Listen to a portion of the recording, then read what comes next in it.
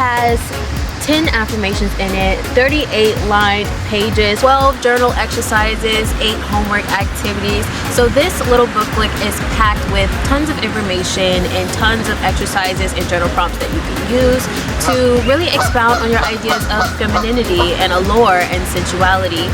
So this book was designed not for you to read it all the way through.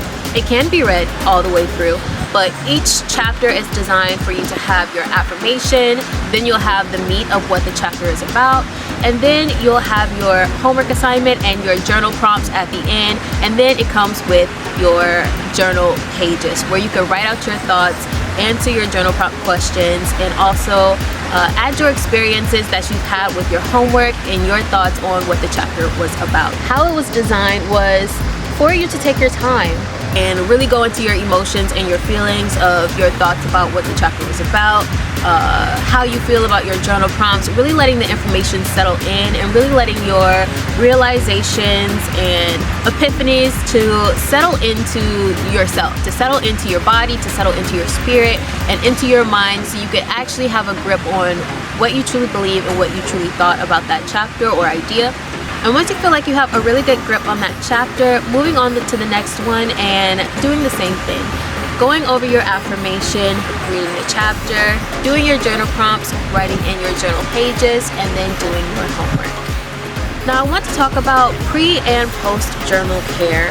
When we're journaling, what you're doing is you're being vulnerable. You're taking the time to be vulnerable with yourself. You're taking the time to take a step back from the world and from all of the noise that comes from our communities and our cultures, and really taking a step back to be with yourself. And that's a very intimate thing and a very intimate space to be in. Find a comfortable space. Find a place where you can sit and be by yourself and with your thoughts. Grab you a nice cup of tea, grab you a nice big old glass of water, or your favorite beverage of choice, and really set that tone, really set that mood, whether that's burning some candles, some incense, whether that is playing some relaxing music or sitting out in the sun.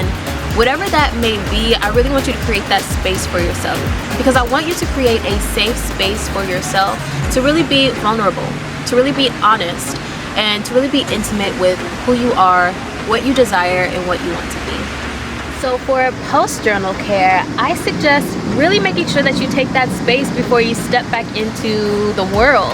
Really making sure that you take that space to really soak in that information, to really think about everything that you've written and that you've read and that your thoughts that you have on the subject, and really letting it soak in so you're not so disoriented or whiplashed from just jumping straight back into the world and what the world thinks, what society thinks, what your family or community thinks. And really give yourself that time to really sit with yourself, really detach from the world around you, detach from your electronics and your computer and everything, to really let your information sink in and to be with yourself.